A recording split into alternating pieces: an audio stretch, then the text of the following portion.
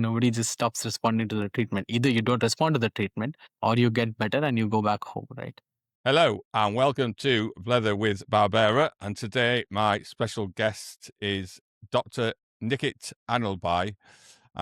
He is a entrepreneur and founder of YourQ, and he's here to talk about the new narrative he's introducing into healthcare and on a nanotechnology level as well. This is some interesting stuff that he's going to talk about today. And we're going to ask him some questions as I normally do, and we're going to have a blether. So, Doctor, if you just want to introduce yourself to my audience and who you are, what you're about, and why you where you are at the moment. Okay. Hi, everyone, and thanks, Brian, for having me. My name is Dr. Nikhit. I'm a medical doctor by background. Did medicine from India in 2019, and straight away came to the United Kingdom for a master's in nanotechnology and regenerative medicine at University College London. The master's was an entry route into research to enhance regenerative medicine, and I felt like I was going to transition from being a practicing doctor to go behind the scenes and work with drugs and work with nanoparticles and see if we could, find a way to build some sort of nanomedicine for humans. Unfortunately, the way my career has panned out got super impacted by the pandemic in 2020. So had to leave my course, pause it, go back to India for about 6 to 8 months, and naturally went back into practicing medicine full time. And there was actually a period of time where I was working 24 hours a day, 5 days a week. I in between two hospitals, literally living out of my car. Did that for about, I think, 3 months until I met with a car crash, and then I was in bed for quite a bit. Eventually came back to the UK in February 2021 and decided to finish my masters and see how it goes. But life had different plans. Once I came back, I lost my dad in 2 months. Right after that, he got COVID, and then I couldn't go back because of all the restrictions. And I really felt that there has to be something that I could have done, or to improve the way he was looked after in one of the hospitals. So I had an idea earlier when I was practicing in India in 2020, which I tried to build something out of, but then due to the car crash or due to whatever circumstances, I thought, I'll let it go and go finish my masters. But then once I lost my dad, I think that was the final nail in the coffin, right? I felt like I should have built that idea. I was already trying to build an app for monitoring vital signs for patients who are in hospitals, so that when the consultants are not around, they don't get regular updates. They have to depend on the staff to be vigilant and to find out whenever something goes wrong and inform them. So I was trying to build some sort of software for that, but then eventually by the end of 2021, I realized it has to be a hardware device that we could put on every single patient, so that it would not be dependent on any nurse having to be around to check the vital signs and then upload it on the app. And that's probably how YourQ was born. I've been doing this for the last 4 years and something. So we've been building small wireless devices aimed at different populations. So one of the ones that is probably going to go out this year is for newborn babies in intensive care units. It's a wireless device that sits on the sole of their foot, opening doors for those babies to not be tied down to that bed. They could receive kangaroo mother care even though they are in ICUs. But at the same time, all that data that would be collected would go onto a cloud platform, would enable remote alerts, allowing clinicians to constantly have an eye on their patients when they're not around. Another version is a slightly futuristic device that we've been working through Innovate UK over here in the UK to develop. It's a small wireless device that fits on your finger, so it's aimed at people who live alone. So in the event that they were to suffer a cardiac event whilst they were alone, this device would be able to detect that event and be able to call emergency services by itself. It's still in heavy R&D. We've done some work and we are continuously pushing boundaries over there as well. But yeah, thanks for having me, Brian. Oh, no, that's so interesting. Just as we discussed prior, and we know because of following each other, I've got that background in medical law, medical legal. So no, not a clinician by any means, but obviously the legal side. And knowing neonates is where you're talking about with the children. Is it's from what I can gather from your bio is such a high risk area of medicine because Yeah. these children are very under 28 days old, and very vulnerable, and particularly if they're premature as well. And that's a big thing at the moment as well. I noticed within the NHS they do have midwifery issues. So that would be a fantastic piece of technology to help out in that area of medicine. What I'm really keen and interested in myself, just a lot of my followers will be aware of dealing with a person that lives on their own. I am actually also a part-time personal assistant / carer. So I help vulnerable people in their own homes, stay in their own homes before they go into care. So we do have a lot of people, and we do have a thing called Care Call, but it is just a button that you press to go ring a service that rings you back and says, "Are you all right, Mr. Jones?" or whatever. And they have systems for people who we know have got comorbidities like heart disease, etc. Then that, especially people who are susceptible to TIAs, because we have a lot of people, especially when they get to a certain age, they do get a lot of TIAs, so mini strokes for people that are not in medicine. To pick things up like that, and if that was to link into the care call system, so this is the emergency system, goes straight through to an emergency. That is so much better because I can explain to you, and this might be helpful for you in your research as a person that cares for people.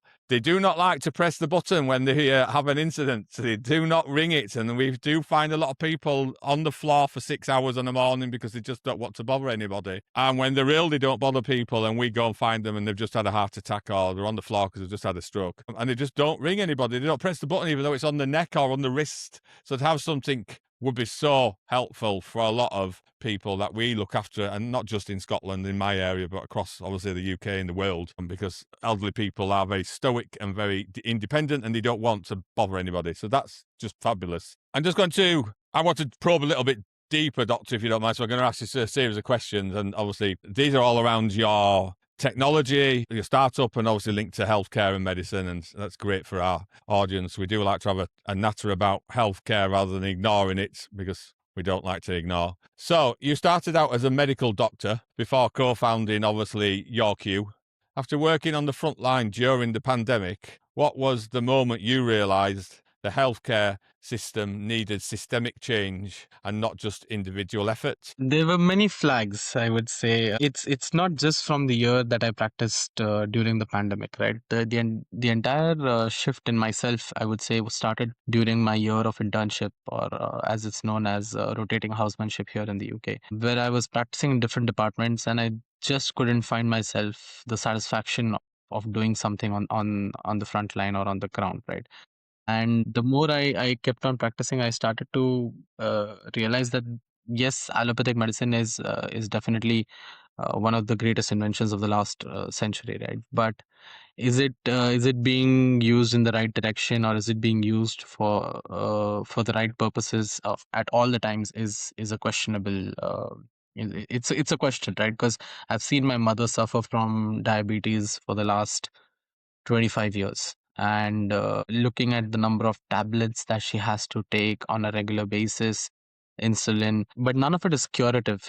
It's just helping her manage her symptoms. And somehow I cannot make my peace with that. So, my entire reason for shifting from medicine itself to transition into some sort of research was I felt it within me that maybe things could be better. And one of the reasons I chose this course at UCL at that point of time was also because there was a lot of shift towards nanomedicine and tissue engineering. So essentially, trying to program your own body to repair itself rather than keep giving it some sort of supplements or some sort of medicines from the outside, hoping that it'll keep curbing the problem until something else shoots up, right? And I've seen this a lot in all of my patients in the very few years I've practiced, but I've seen that once you give somebody something, for example, for diabetes or for blood pressure, you keep giving them a drug. Maybe that drug lasts them for 5 years, 10 years, 15 years, but then the body finds a way to bypass that as well, and then you've got to change the drug and then target the same thing from another angle, and then you keep doing that again and again, and it's not a cure. And I on a personal level, I find it really hard to agree with that and keep practicing, right? And one of the real things that I couldn't digest during the pandemic was, when you get a fever. Just look at 100 years ago. What people do when they had a fever? We didn't have paracetamol then. So people would drink fluids, they would hydrate, they would probably keep a cold cloth on their head, and they would, stick it out. They would wait it out, the fever would break, and they would come back. Now As a medical doctor, we were taught that the body creating of fever is literally one of the defense mechanisms, right? You have multiple layers of defense. Once everything is breached and an organism or microorganism enters your bloodstream, the only thing left for your body is to try and kill it by raising the body temperature, because all these organisms, they will only attack you if they can survive within your body at that temperature, right?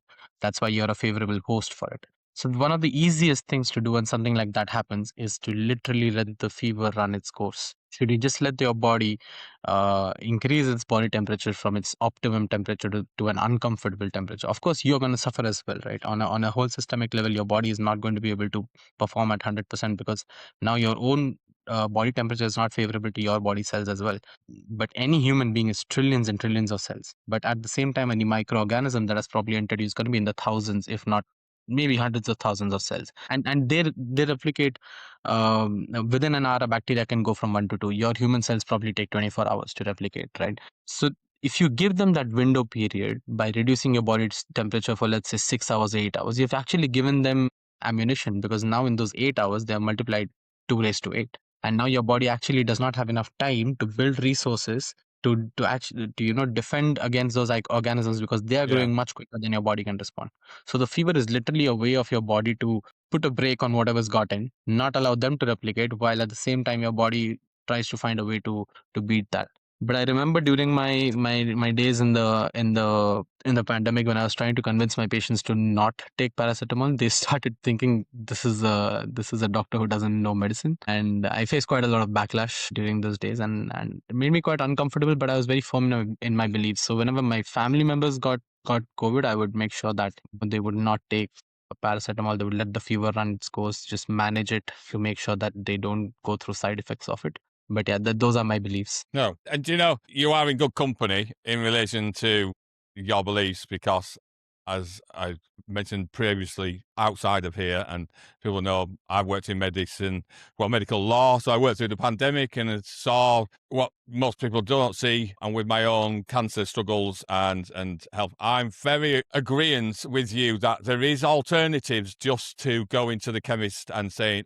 I was a great believer in going to the chemist years and years ago when I had a cough and getting a balsam or some form of medicine. I need a medicine. I need something to get rid of the cold, etc. And now I realize, absolutely, when you do the research and you look into how the body works properly, it's much better to let it run its course. In those situations, we're not talking condoning or in some sort of sepsis going on, but when it's just a sore throat from just you've caught a cold from your friend who you know's got a cold, when you go to the doctor, the pharmacist, and you say, "Oh, give me that balsam, that medicine," it just prolongs the condition, and it just leads it to stretch longer and longer.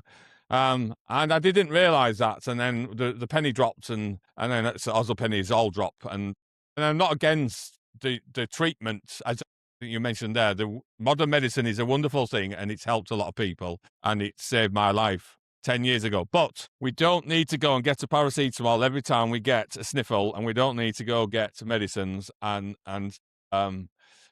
we can fix things. And as a person that's also not just a podcast host, I'm also the founder of Barberra's Botanicals, which is more of preventative. I'm very much a believer that preventative is better than curative if we can manage it, because, being a person that's got prostate cancer, if we could have prevented my prostate cancer, it'd have been a lot more easier than me having to deal with the curative side of it. Absolutely. And losing bodily functions and things like that. So I'm totally with you. I think the pandemic has caused an almighty health anxiety epidemic, and I have got that agreement from a lot of doctor friends that I have from my old role, and worryingly so. But it's also created a discussion that's much needed around healthcare, and it has created a sort of trend in supplements, and I get that. People look at me as a business and will say, "Oh, you're just a witch doctor," or, "Oh, you don't know what you're talking about." And actually, I don't know, because I'm not a doctor. Medicine is just a matter of thinking, right, we know that this works because of history, but we don't know that that's going to work when we go forward. We just have to test it and see, and it's the same in this. But what we have got is we've got 130,000 years human beings have been on two legs as Homo sapiens, and we didn't get to this point in our living without natural or other alternatives to paracetamol. So I agree with you completely. I mean, fantastic. Thank you. So, Doctor, your company, YorQ, focuses on continuous vital sign monitoring for all patients, not just those in intensive care. What's the biggest misconception about how hospitals currently monitor patients, and why does continuous monitoring matter so much? Do you wear a smartwatch? I don't know. I'm not a believer in smartwatches. I've got enough with the smartphone. I don't want to be tracked everywhere else. Thank you very much.